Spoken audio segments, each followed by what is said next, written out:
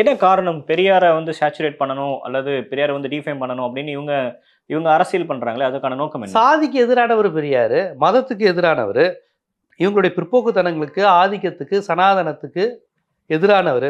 அவரை அடிக்கணும். அடிச்சா இங்க சாதியை இது பண்ணலாம். நீங்க வந்து தமிழனா, தெலுங்கனா? தமிழர் தான். அத வந்து அவங்க தான் டெஸ்ட் பண்ணி சொல்லுவாங்க. நீங்க தமிழனா, தெலுங்கனாங்கிறதுக்கு தமிழர் நீங்க தானே, நீங்க இதுல என்ன அர்த்தம்? நீங்க தமிழனா, தெலுங்கனா, நான் தமிழனா, தெலுங்கனாங்கிறதுக்கு நான் என்னுடைய அளவுகோல் என்ன? நீங்க தமிழ்நாட்டுல இருக்கீங்கன்னா அதுவே போதும். தமிழ் பேசுனீங்கன்னா போதும். தமிழ் உணர்வோட இருக்கீங்க. ஈரோட்டுக்காரரு, கோபிச்செட்டிப்பாளையங்காரரு, மதுரைக்காரர்னா எனக்கு அது போதும். அவங்க அப்படி கிடையாது. உங்க தாத்தாவோட தாத்தாவோட தாத்தா எந்த மொழி பேசுனாங்க? நீங்க எங்கேருந்து வந்தீங்க? அதில எதுவும் கன்னடம் கலந்திருக்க லைட்டா வாய்ப்பு இருக்கா? தெலுங்கு கலந்துக்க வாய்ப்பு இந்த மாதிரிலாம் டெஸ்ட் பண்றாங்க அவங்க.